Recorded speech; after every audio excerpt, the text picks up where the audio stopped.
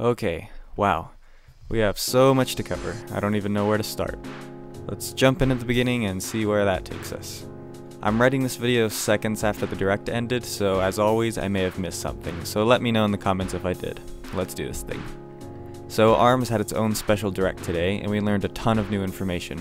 Right off the bat, let me just say that ARMS is going to have a global test punch starting next week.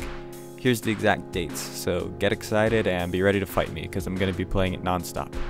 Other than that, here's the information highlights and what you might have missed from the ARMS direct. The first thing we get is lore, which, if you've been watching my videos, you know excites me. Biff tells us that the ARMS ability is rare and shrouded in mystery.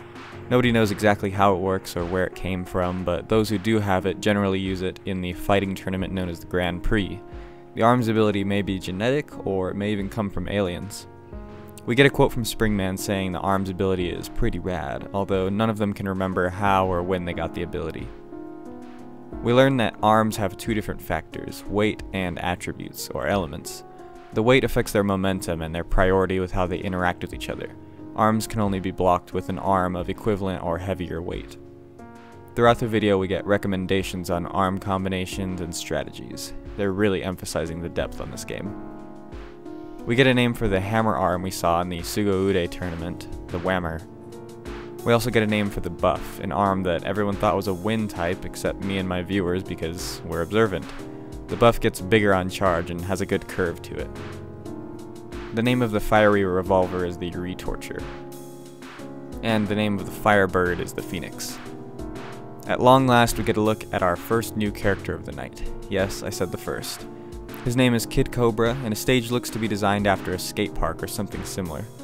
One thing I love about Cobra is that Biff said he's in the ARMS tournament to increase viewerships on his live streams. I can relate. On Cobra's stage, players float around on these hoverboard things. One thing I've noticed throughout the last few tweets is that ARMS takes place in a really beautiful city. This is an image from the tweet last night, which we'll talk about in a moment, but for now, look at that futuristic skyline. And a hoverboard skate park? I love the world building going on here. Kid Cobra has the ability to quick dash on a charge up, kind of slithering around like a cobra. His arm size is also bigger than average, so he'll pack more of a punch. The first of Cobra's signature arms is the Slamamander, a wind type version of the Slapamander. The Hydra is a fire type and is kind of a vertical version of the Tribolt, very useful for spacing and manipulating stage position. The Coolerang, Cobra's final signature arm, is an ice-type version of the Boomerang. You can see here that the players can jump or get knocked off of the hoverboards, so it's probably possible to jump on and off of these in order to get different speed and spacing. Here you can see the main menu of ARMS. I'm so glad they showed this, it makes me so excited to see all the game modes. I noticed right away that there's a specific mode just for ranked battles, thank God. Let's continue. You can also see that the game goes up to 4 players, and we have Grand Prix or Story Mode, Versus, Party Match, Ranked Match, Friends, and Local Multiplayer. Down at the bottom we have a help screen, a screen to set your arm loadouts, and the Get Arm service. Within the Versus menu you can see all the different types of game modes. If I could draw your attention to the right side of the screen, we also have Style, which may be an option for multiplayer, although I'm not sure. We also have Team Options, an adjustable timer, winning conditions, item toggles, HP variables, brush variables, number of computers, and the level of the computers. You can change all these options by going to the rules menu to customize your game. And don't worry, we'll go over all the game modes as well. First, Fight Mode. This is your basic fighting game, ARMS at its core. Punch or be punched.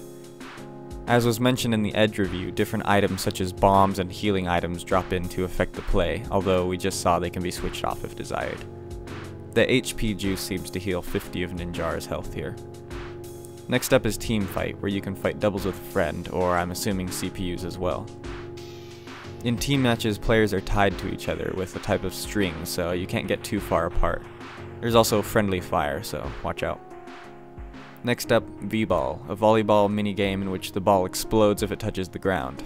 Try not to die. Dunk on your opponent, literally, in the Hoops minigame. There's also some art of Biff in the background where you can see he does indeed have arms, he's not just a floating head with a fist on top. Next up, Skill Shot, where multiple players can test their skill and arms precision to break as many targets as possible. 1v100 mode is similar to the 100-man challenge in Smash, where 100 enemies keep on coming and you last as long as possible. I love that they put this game mode in. The arms test lets you try out different arms combinations in a sort of training mode. Also, really glad that this mode is included. It seems like the developers know exactly what fighting game players need in order to take this game to the next level. There's also a training mode which has different skill tests.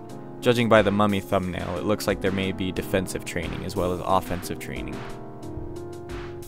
The arms currency earned from winning matches can be used at the arm getter to, well, get more arms. All of your arms appear on this screen, and I'm kind of interested by the number 1 in the corner. This may stand for player 1 in the case that multiple players can take part in the Get Arms service together, or it may be a number assigned to a loadout that characters can create.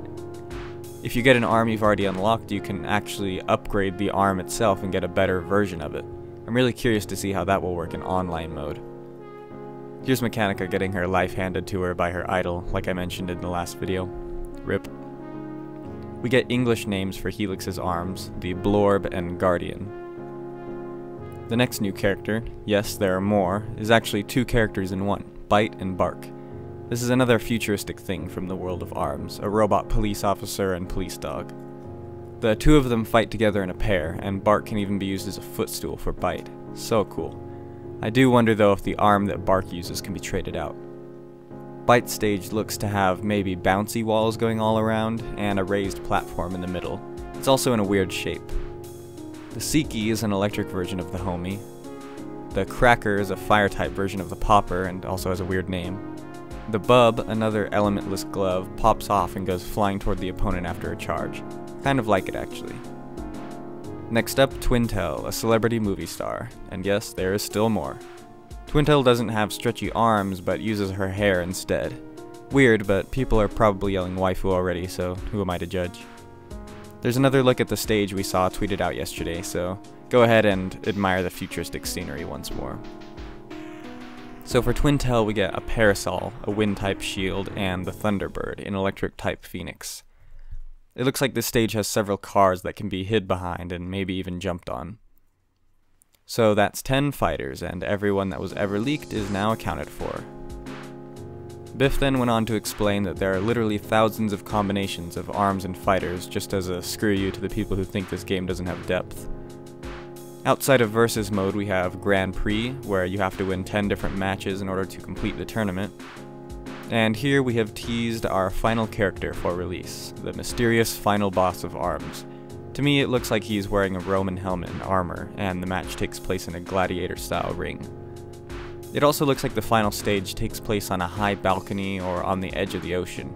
Maybe this is the evil corporate leader of the ARMS League, or maybe he's just the reigning champion and has a lot of money in a private mansion. Either way, I'm hyped. Here's a look at his evil freaking face, and we can indeed see the city down below. I'm guessing this guy is not friendly. He also has these explosion-type mecha gloves that look pretty sick. For other modes, there are several online options for you. You can see player names down below, and along the little player icons throughout the online modes, which is awesome that you aren't just identified by your character. No, you get high enough in the ranks and your name will live on forever.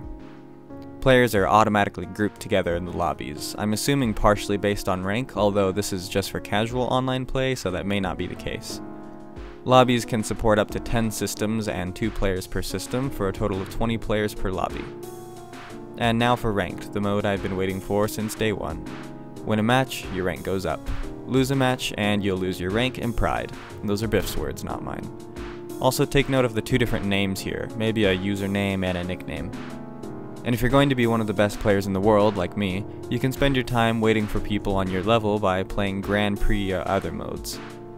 There's some little crowns above the characters here, but I'm not sure what they mean. Maybe if you complete all the levels of training, you gain a mastery with that character or something, but maybe it's something different, I don't know. There are also local lobbies, so you can play with other switches nearby, and according to the code or no code, these lobbies can also be private. Another win for the fighting game community. That makes tournament organization so much easier. ARMS will also have new stages, fighters, and arms after release, all of which will be free. Thank God. And that is it. I'm I'm sure I missed at least a few things, and I know how observant people on the internet are, so please let me know what I missed down in the comments. I am so excited for ARMS, and literally everything they tell us about this game only makes me even more optimistic about its place in esports. Even as a casual game, ARMS has a ton of content that I won't even know where to start with when I finally get my hands on it. There wasn't anything specifically mentioned about the story, but there was a lot of lore and world building, so I'm still going to assume there's going to be some type of story, tying everything together with a plot, probably about the history of the ARMS ability and whoever the Gladiator Man is. Other than that, that is all I have for this video. If you haven't already, subscribe for more ARMS news and follow me on Twitter for more information about tournaments in the future, videos, and other ARMS stuff. Links are in the description. I'll see you in the next one, guys, and thanks for watching.